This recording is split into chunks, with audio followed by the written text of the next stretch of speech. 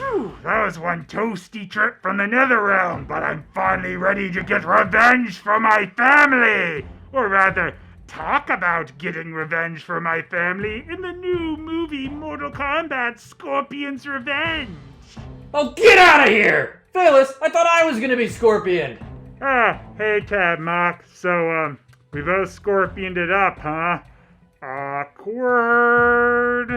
I thought for sure you'd be dressed as Sub-Zero! Well, I don't know if I'd really want to dress up as Sub-Zero for this movie. Well, this is just ridiculous. We can't both be Scorpion. What is this, a mirror match? Hey, how about if we change? Alright. Time to cool off, Scorpion, cause things are about to get frosty! Yeah, it's gonna be a cold day in hell for you and your stupid family, Scorpion. I mean, Sub-Zero? Really? We're doing this bit again? No, it's totally different this time. See, I'm Bihan Sub-Zero, and you're Kuai Liang Sub-Zero. Maybe we should stop the whole ninja palette swap dress-up bit and just review the movie together. Yeah, that sounds good. I mean, I think the skit is dead. Let's face it, we killed it. We did a skitality. Get it? Because we killed the skit? Skitality?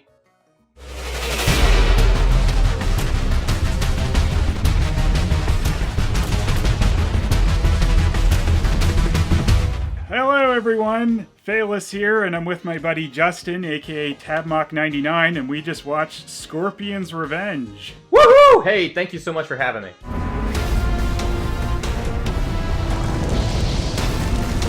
I guess we can go over our general thoughts before we get more specific on it. Well, I'd say they deviated from the source material at times, but I think they kept the right tone. This is probably the most faithful Mortal Kombat cartoon as far as sticking to the tone of the original games that made us fall in love with the franchise in the first place. What do you think of all, like, the hyper-violence in the movie? It was definitely over the top. Almost comical at parts, like where you see the googly eyes popping out of the guy. Yeah.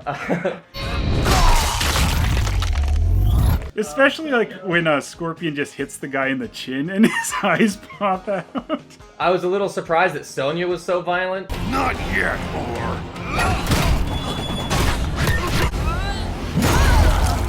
I was a little surprised that Liu Kang was so violent with the Black Dragon thugs.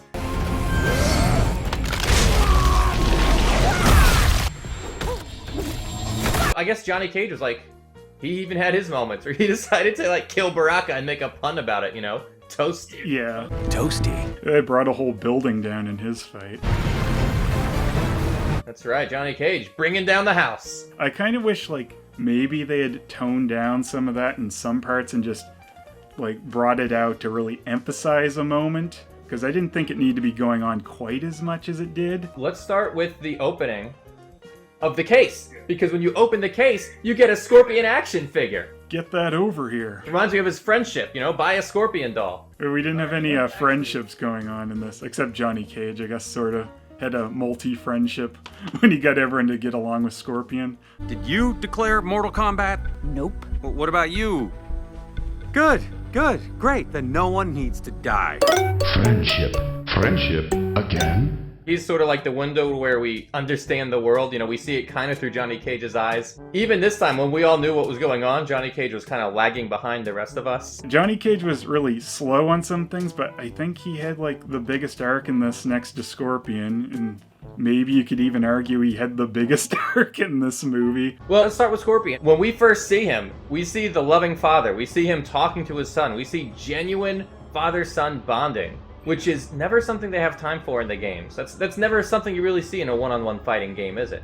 It was kind of nice to finally see that. For all future interactions between Scorpion and his son, back when he was Hanzo, I think this is the scene that they're gonna show, like, okay, this is kind of like the standard that everything else is gonna be judged to. And he has that kind of classic Hanzo look we're kind of used to at this point. And what I really loved was the way that he was teaching his son about nature, but specifically the Scorpion. Right from the beginning, you can see the foreshadowing.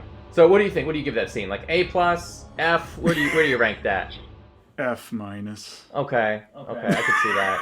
I'm glad they gave him a humanizing bit like that before it goes into the hyper-violence and stuff. What I don't like is that you never got a chance to see Scorpion interact with his wife. Yeah, that's true. This is a story that kind of changes a lot in Mortal Kombat anyway. It's like who killed Scorpion versus who killed his family and stuff, because at one point Scorpion wanted revenge on Sub-Zero for killing him, then they added the family bit and they said Sub-Zero killed his family, then it was actually Quan Chi who killed his family, but it was still Sub-Zero who had killed Scorpion. But now it's just Quan Chi who did all of it. Yeah, exactly. And now when he confronts Sub-Zero and he's like, I want revenge on you for killing me, Sub-Zero's like, You will die for what you did. Yeah, he just has a confused look because they've never actually met until like way later in the movie, and you don't even get a discussion about that. I think that was like the biggest part where I was disappointed in this movie, was they have actually taken away anything actually personal between Scorpion and Sub-Zero. Right, the Scorpion-Sub-Zero rivalry is the stuff Legends are made of. And yet in Mortal Kombat Legends, it's not. Yes, you fool. It wasn't Sub-Zero at all. I killed them. He hasn't met him until Scorpion's coming to get revenge on him for something he never did. There's no sense of guilt over killing Sub-Zero for nothing. There's no sense of remorse. It's just like, oh, well, now I need revenge against him. Got it. Whew, that was a close one. Actually, that was always one of the things I thought was the most interesting about Scorpion, was how he wanted to atone for killing the Elder Sub-Zero, Bi-Han, and became Kuai Liang's protector, or just decide not to kill him, depending on which version of the story you go with. Depending on the canon, but if he is supposed to protect him, he didn't do a very good job, since he's still got that scar. Where was he on that? When we first see Johnny Cage, we see he has like a modern smartphone with him. Apparently they've moved the Mortal Kombat 1 timeline to a more modern setting. If they were to reboot time in this one, they could never have Johnny Cage's classic line, go back to the 90s. Go back to the 90s. I love Johnny Cage's self-loathing in Mortal Kombat 11. As younger you, I solemnly swear to tap that at the earliest opportunity. Out. Yeah, the way older Johnny looks at younger Johnny, he's like, oh, what was I thinking? Quan Zero seems super overpowered compared to Hanzo's Scorpion, because he just like shoots this giant wall of ice at him. Apparently he's got like cheats activated. Quan Chi, of course, kills his kid, then kills Scorpion. Next thing he knows, he's waking up being tortured in Netherrealm. I thought an interesting line down there was, What in the hell? Close. Netherrealm.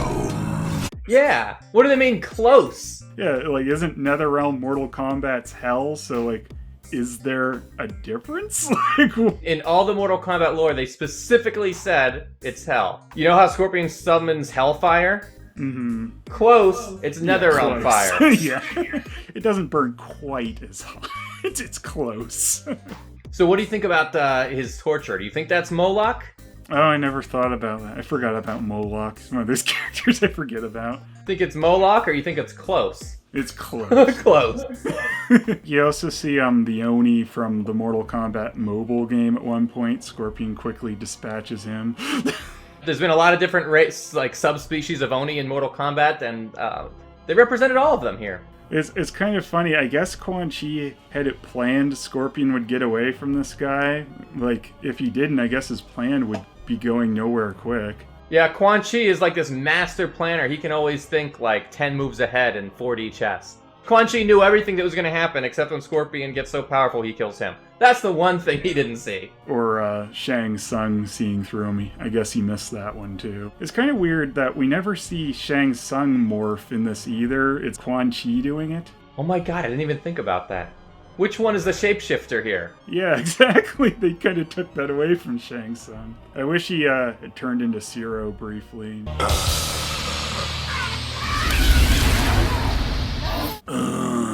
I always miss when Quan Chi's not doing the Yeah, I don't think that's coming back. Durrani Meropis is like my definitive Quan Chi now. Yeah, well for me it's always going to be Rich Divizio. I have Shunak's amulet. Whose amulet?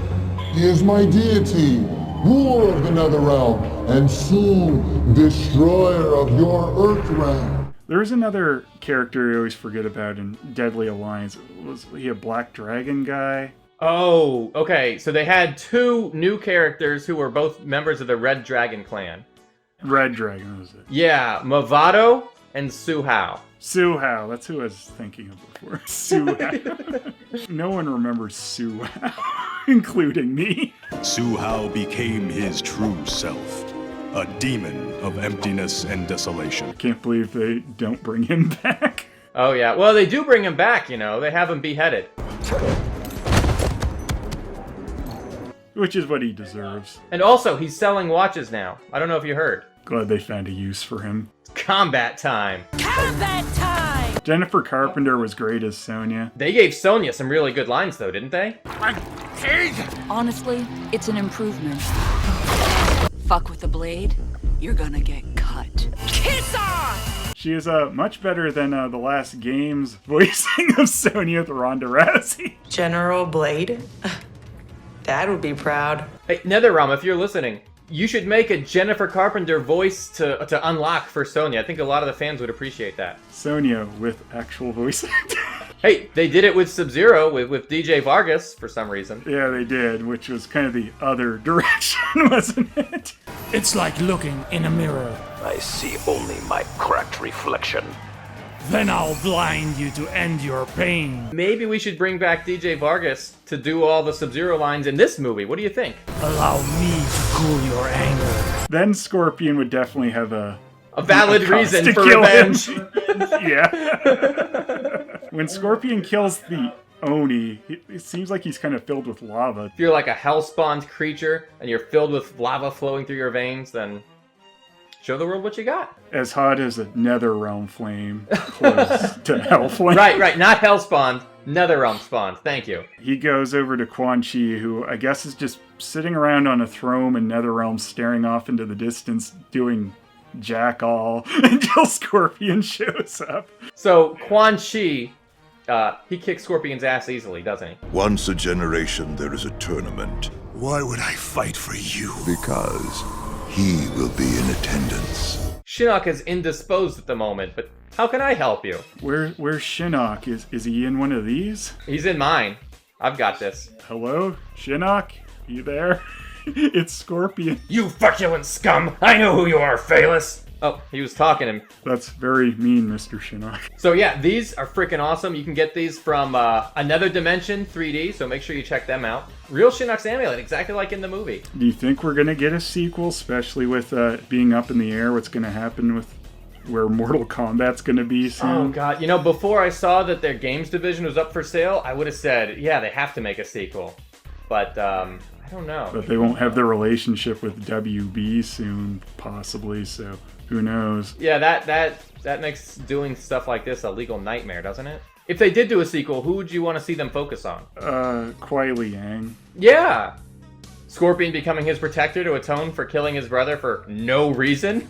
I'd like to see a movie set around MK2, because we don't really see that, and I think MK2's story is really interesting. That is my favorite Mortal Kombat game. That's kind of why we set Mortal Comedy around the events of MK2 as well. MK2 is the best, dude. I mean, look, I'm with you. MK2 is like my top Mortal Kombat game still to this day. Yeah, Shaolin Monks kind of did a retelling of 2, but we've never seen that in a movie form. And maybe they'll still keep the relationship with WB Animation open if Mortal Kombat ends up somewhere else. Yeah, you're right. That's what they need to do. They need to figure out a way to make this happen just for the fans. Because, like, we've seen the first game's story told so many times. Not that this movie was bad or anything, but it's like, come on, finally do something with Mortal Kombat 2. Maybe they should release a director's cut of this film if they can. I would love to see like a longer extended edition of this one. We do skip over a lot of people in this. Liu Kang's one of the ones who's kind of skipped over, which is, it's okay to me because we've seen a lot of Liu Kang before anyway. We have prepared for this moment for a long time. I chose you for a reason, Liu Kang. Raiden? He's just a beggar! We go to Johnny Cage's apartment. We see a Ninja Mime poster immediately. Yeah, we also see a poster for a movie called Ass Kick. I really want to see more elaboration on Cyrax's hatred of Ninja Mime. And in MK9, they didn't really cover that, but he was the one who was sent to assassinate Johnny Cage. And you know, he seemed just a little too eager to take on that job. Cyrax wins. That should shut you up. So maybe one day we ought to make our own Ninja Mime movie, and we can finally explore the movie that's so bad that made Cyrax want to doom Earthrealm. I do love imagining that. It's like some crappy low-budget thing shot on video.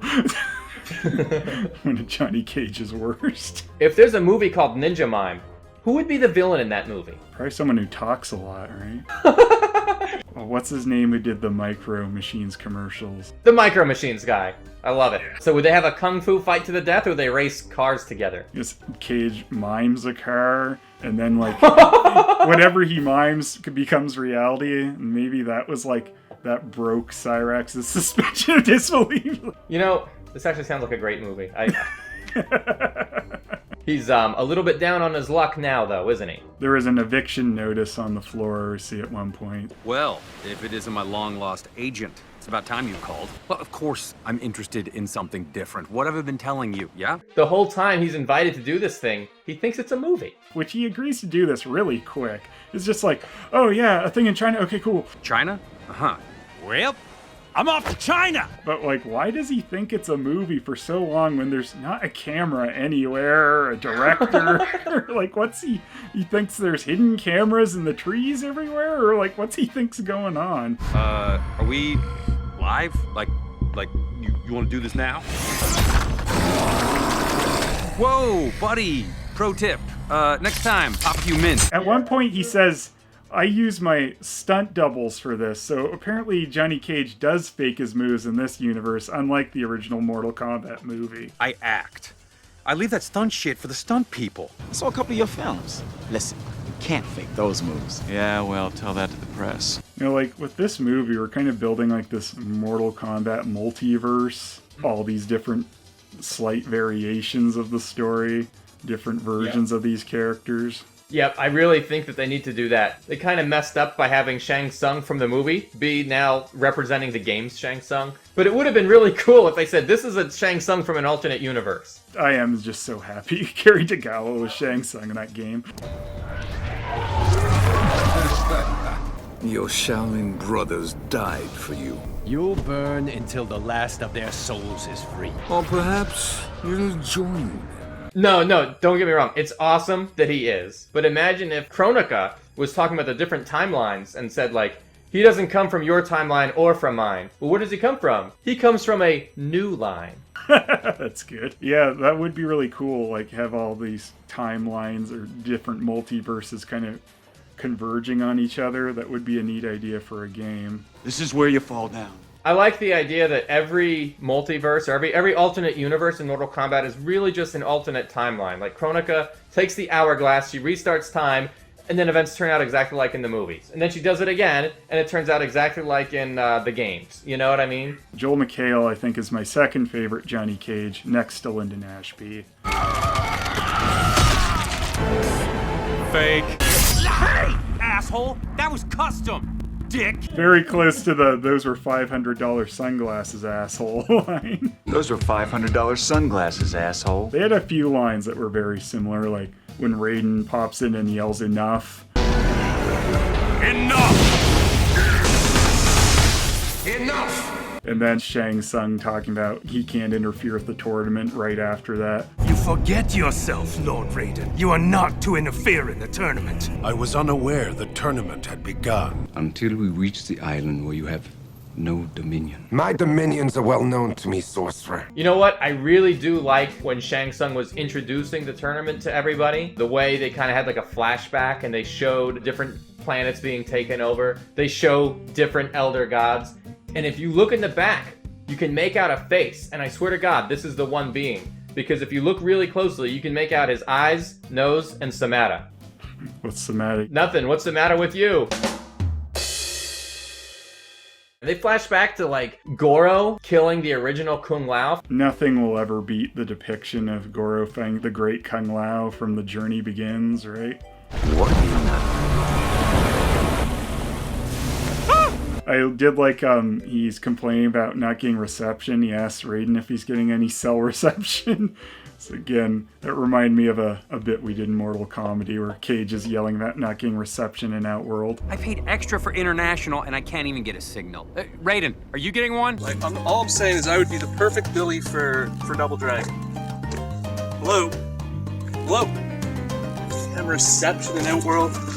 Hello? Perfect. It's classic Cage. Can you hear me now? Can you hear me now? I'll just throw it into the ocean. When they're getting off the boat, I think Liu Kang kind of pulls Raiden aside. He's like, you know, that guy has no idea what's really going on. And Raiden's like, it amuses me. He has no idea what he's doing. His journey is one of discovery. Besides, I find it amusing. It's kind of confusing, though. It's like, why does Scorpion, who's originally from Earthrealm, now Netherrealm, sorta, why does his victory count for Outworld? Quan Chi, your warrior from Netherrealm, he is proving to be quite formidable. For the glory of Outworld. Yeah, the rules in Mortal Kombat have never made sense. I like the fact that they're consistent with that here. They still don't. It's like the Baraicho thing. It's like, he can't fight in the tournament for Earthrealm because he's from Outworld. But Shang Tsung can fight for Outworld, even though he's originally from Earthrealm. Cyrax can take out Johnny Cage, and that'll count for Outworld too, because reasons.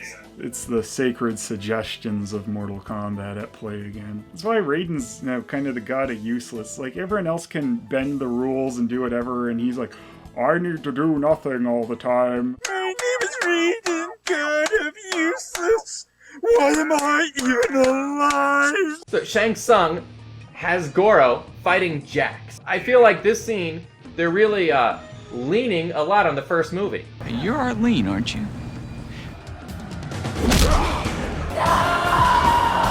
Jax is a little bit stronger because he's actually going to survive this fight. Minus a couple of arms, so Goro is a move stealer, much like Smoke. He steals Jax's arm rip fatality. Goro has 4 arms, Jax has none. How is that fair? Well, naked Jax without his metal arms. I've never felt so naked and alone in my life. Without his arms, there's no reason to live. He might as well just, he sinks into a depression and he overeats, and then he gets called Blubberbutt again. Something like that, Blubberbutt? Don't you ever call me that. Well, I was fat, like the fattest kid in school. You know how Jax, when he gets his arms, he says, I wish I had these babies back in high school. Wish I had these babies back in high school. Though that movie doesn't happen with Defenders of the Realm, does it? Any mention of the past has to be the past for both universes. So yeah, I'm sticking with it. Yeah, I mean, if you go back that far, I guess that would have happened in both realms. Thank you. We resolved that. Yeah. We had to really use our thinkers for that one. The Blubberbutt continuity of Mortal Kombat. Well, that's the most important thing regarding Jax's story. It's not so much the arms and how they work, it's whether he was called Blubberbutt or not. Yeah. Sonya lost her partner. That was always a big storyline. I didn't see her losing her partner in this movie, did you? No, she didn't seem to ever mention that. There was a whole side story with her and Jax that they just cut for time. I just know it. At least they're kind of going with the whole adult-themed and you know, the over-the-top violence that made Mortal Kombat what it's best known for. They're representing that very well in these. I'd be happy if we found kind of a medium between, like, the movie's almost nothing, and then this movie's over the top all over the place. Like, just use it to punctuate certain moments. Have violence for fatalities at the end of fights, and maybe that's it. So, somewhere between we hop into our dragon jets, and we seal rips. Yeah. We just want to fight the bad guys and get them to go back into the portal. Somewhere between that and slaughtering everybody mercilessly for even showing up on screen. Well, who's to say what that balance is? Not Raiden. No, I wouldn't trust Raiden as far as I can throw him. I did find it really funny, though. He goes like, oh, we're here to do Mortal Kombat, not your barbarism, Shang Tsung. Like, what's really the difference? We are here for Mortal Kombat, not your barbarism. You know Mortal Kombat means a fight to the death, right? But Mortal Kombat doesn't mean death, but life. Mortal Kombat doesn't mean death, but life. Has he seen Thunderdome? 2 men enter, 1 man leaves. That's how it works here. Same logic. Yeah, but not Shang Tsung's barbarism. No, Shang Tsung's barbarism, there's no place for that here. Did you see Shang Tsung stealing anyone's soul this time? No soul stealing, no morphing.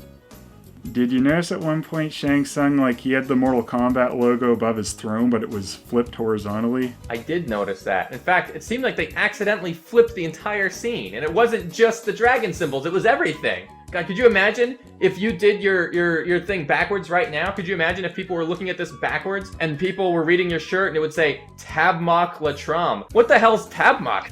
I was thinking, like, maybe the flipped logo is kind of like the UK version where they flipped the Ghostbusters logo. Yeah, I ain't afraid of no dragons. Oh, what do you think of Scorpion's look? Like, he kind of looks scaly on his brow once he's got the Scorpion gear on. I kind of thought he almost looked like Reptile, but wearing yellow. I kind of compare him to the Thing from Fantastic Four. Like, if you watch those old cartoons, it really looks like he has that, like, rocky texture. Oh, we did see a centaur at one point in the tournament.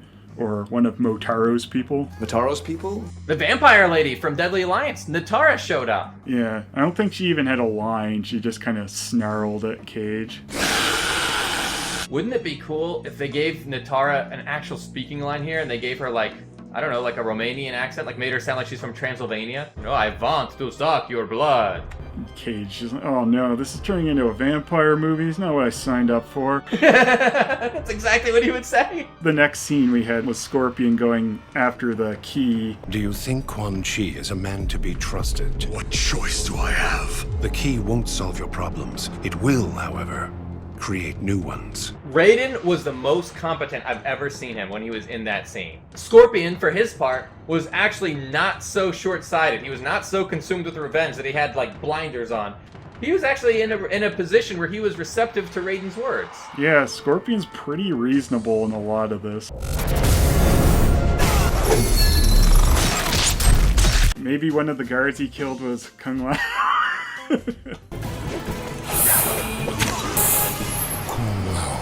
Kung Lao was waiting for his big reveal. He's like, I'm gonna do it at any moment. Scorpion comes in, throws a spear through him. Liu Kang would be so pissed, and Scorpion's like, first of all, I didn't know it was him. Second of all, I don't care. Like, I didn't know who it was him, and I don't know who that is. You know, it's funny. This one adds, like, Quan Chi being at the first tournament. We keep seeing things where it's, like, more and more characters from later entries in the series. We're actually at the first tournament kind of every time we revisit the first tournament. We find out Kung Lao was there, disguised as a masked guard. We find out that Nightwolf was there, and he let Scorpion win. Now we find out Natara was there. We even found out Sector and Cyrax were there pre-Cyborg. Why don't we just put Sindel there? I mean, I know it doesn't make any sense because they're supposed to save her for resurrecting her, and that's like the secret reason for Shao Kahn's invasion. But you know what? Screw it. Just have her resurrected early. Who cares? Yeah, they've been doing well with the Sindel continuity lately, haven't they? You know, when they're all chanting, it would have been funny if, like, he came out, but it was actually Durok. Durok, Goro's older brother. We get the scene with Kang fighting Katana, again, very much like the movie. Also very much like MK9, isn't it? We've had, like, almost no story between these two at this point, so it only means something when you know more about these characters beyond this movie. So you think a little bit more Katana scenes before this fight would have helped that? It would help sell that a lot, right? Yeah, it would have been nice if we got some scene between Liu Kang and Katana before they actually battle, just to set up some kind of relationship, because all we see is Katana in the crowd before this battle happens. What makes you so sure you will win? Because I have something no one in Outworld has. Hope.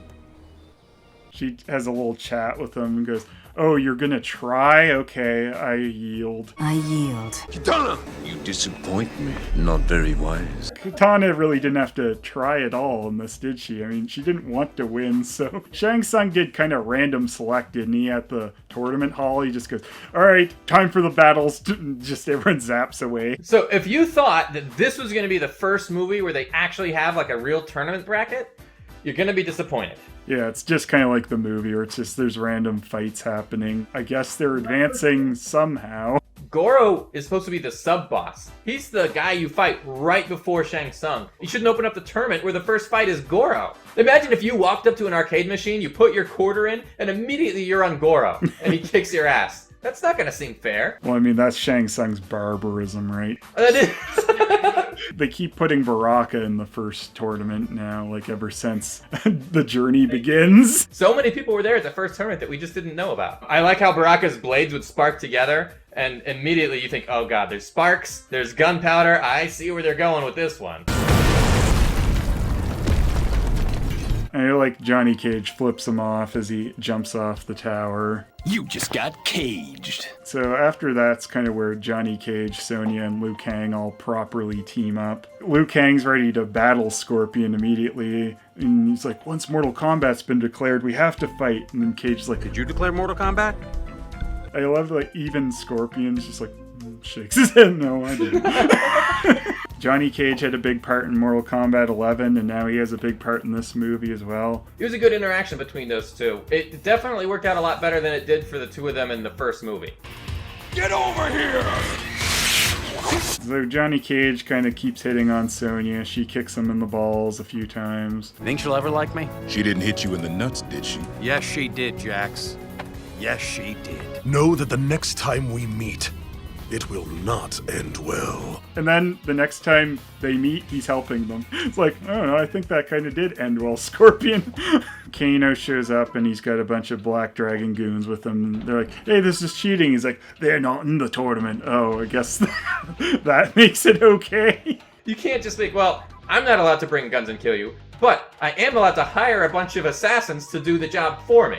Oh, well that's okay then. That the Black Dragon members are worse shots than the Stormtroopers from Star Wars? Yeah, they must have went to the same academy. They could have had, the guy, I already forget, the Red Dragon guy. You already forgot? He leaves my mind the moment he's gone. I just want Su Hao to pop up during this battle, and then just a straight right between the eyes. Sub-Zero, for the first time, the real Sub-Zero, Bi-Han, Elder Sub-Zero, shows up. What gives? You dishonor this tournament. I don't know if Bi-Han was actually a jerk like he is in most continuities in this movie, because we don't get enough of a sense of who Bi-Han is. And then Scorpion goes after him, and he's like, I'm going to take you with me, and they do a dive onto a spike in the pit. Not very well thought out, especially Scorpion, who's constantly teleporting in this movie. That's one thing I love, is he's constantly teleporting out of the way. Why didn't he just jump onto the spike and, tumble down with Sub-Zero, and then right before, phase out? Scorpion's gotten his revenge on the guy he never met before. Liu Kang heads off to the palace to have his battle with Goro, which, most of the time Liu Kang wins, but this time he's not doing so well. Liu Kang's about done for, and all of a sudden, Scorpion cheats. And you know what? You know who's not there to interfere? Raiden. And you know what? Shang Tsung doesn't even complain about it. Yeah, everyone's just kind of very lax about this. Shang Tsung's just kind of like, oh, well, I guess you count for us for some reason, so kill Liu Kang and claim victory for Outworld. By the way, that scene was pretty violent. I guess you could say there's a lot of gore. Oh, my, is there gore. Shang Tsung kind of, I know what you wanted, Quan Chi. You wanted this to get your stupid little Shinnok freed, but you're not gonna get it. So Quan Chi can't seem to get Scorpion to get the amulet for him. Can't seem to poison Shang Tsung. All he wants to do is free Shinnok. And Shang Tsung is like, there's a reason that he's been locked up, Quan Chi. He's insane. We're all better off with him still imprisoned. Fight! What are you doing? Living for the future. Liu Kang, I yield. And there doesn't need to be a fight between Liu Kang and Shang Tsung to settle that, apparently. No, apparently Shang Tsung's not a part of the tournament at all in this one, really. Again, it's very confusing how the tournament is actually supposed to end. So someone can beat Goro, but then if someone else comes and beats that person, they're the champion? Like, how many times can this happen before it's over? Scorpion kills off Quan Chi, so it's like we've kind of crammed in most of their story from Mortal Kombat 4 in this movie as well. But I like the fact that he finally rips off his mask, you finally see the skeleton, he lights him on fire, he goes through all the classic Scorpion moves that you want to see. Though he started off with another move steal because he did the spine rip. That's true. Liu Kang's kind of mulling over the fact that he wouldn't have beaten Goro and he needed Scorpion to save him. Your destiny was never to defeat Goro, Liu Kang. It was to defeat Shao Kahn. And then meanwhile, they show Shao Kahn. He is not pleased with Shang Tsung, is he? He's like, I'm so mad, I might just make you young. Every time you pissed off Shao Kahn, he gives you more and more rewards. It's probably the best Mortal Kombat cartoon they've done. It's even better than The Journey Begins and better than Defenders of the Realm. Somehow, they've it's topped better it. than Journey Begins. Well, thank you. Thank you again, Phelous, for inviting me on. It's been a blast. I loved reviewing this movie with you. And you guys can follow my channel at youtube.com/tabmock99. Yeah, definitely check him out. He does a lot of deep dives on Mortal Kombat topics, and it's very interesting. What the hell was that unscripted crap? I hated that! Now I need to get revenge! Again!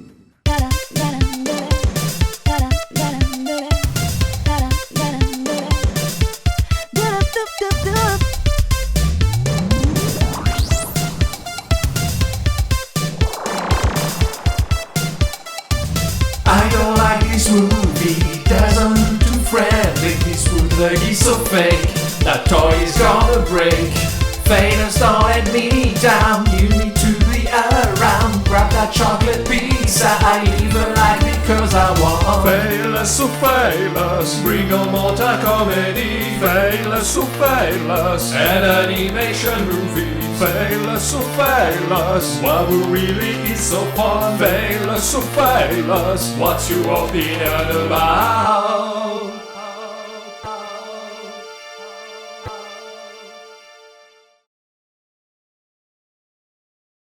Who cares about a stupid Scorpion doll? Buy a Sub-Zero doll! Maybe not this particular Sub-Zero doll.